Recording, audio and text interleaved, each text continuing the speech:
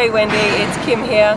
It's the 3rd of June and I hear the good news that they're going to name the green after you.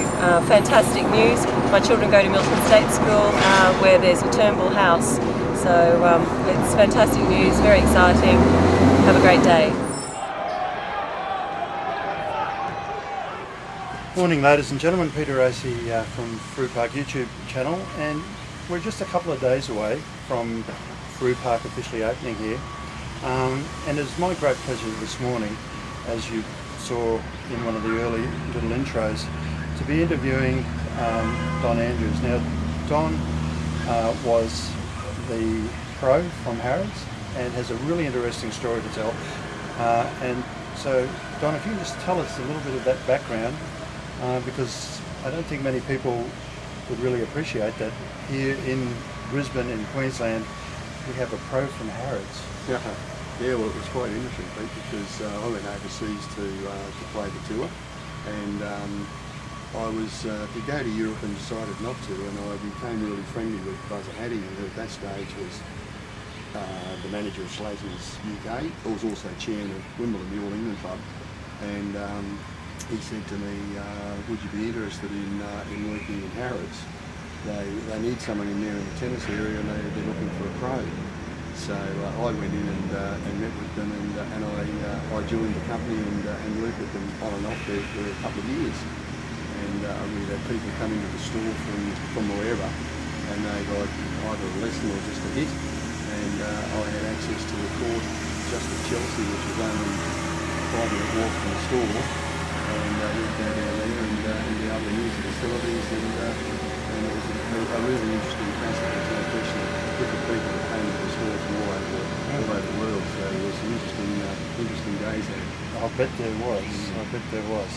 So, what we're part of this little series, we're going to be exploring country Queensland, talking about Trevor Fancutt, Sir Robert Mathers, the Stefan Racquet, and we've also got here Jimmy Shepherd, who's going to be talking about Mal Anderson. So this should really be quite a fascinating series, and to launch into it, let's just talk about Utah, because at the end of it, Utah back in those late 70s and early 80s, Correct, yep. Yes.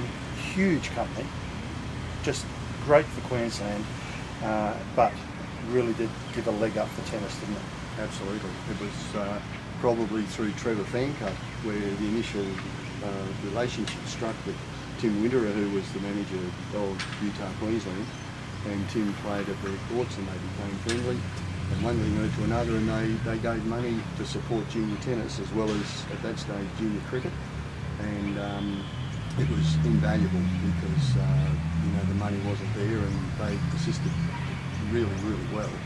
I think in what we did then through Trevor and Mal, where we would go to all the Utah sites, they'd fly us up, and then we'd get on the little planes and fly from Moranbah, Dysart, wherever town we were going to.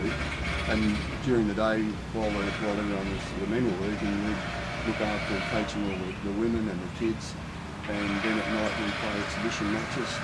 We went up one year with Mal and Trevor and myself, and we always take someone else. I think last time we took Trevor. We took Graham Tams, and it was a very successful thing.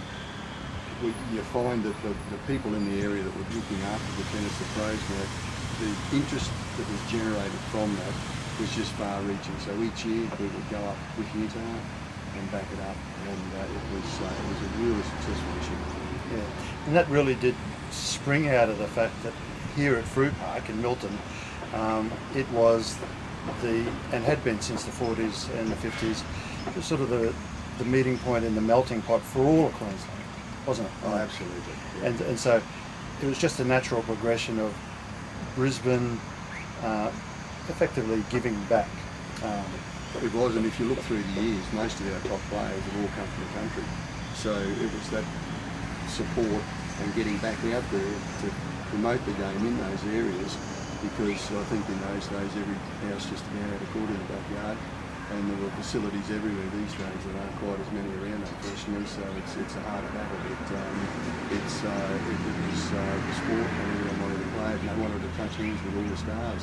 And Mal in those days was, well, he was a legend. He won the US Open, and Trevor, obviously, his credential as far as running a very successful business in Brisbane. It was two of the greats to take out and promote the game.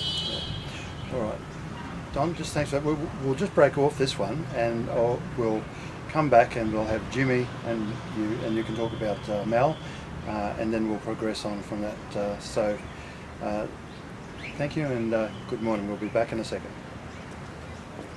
Hi, my name's Ian McCauley and this is my wife Judy, and we're proud to be part of the promotion for the history of Milton Tennis Courts.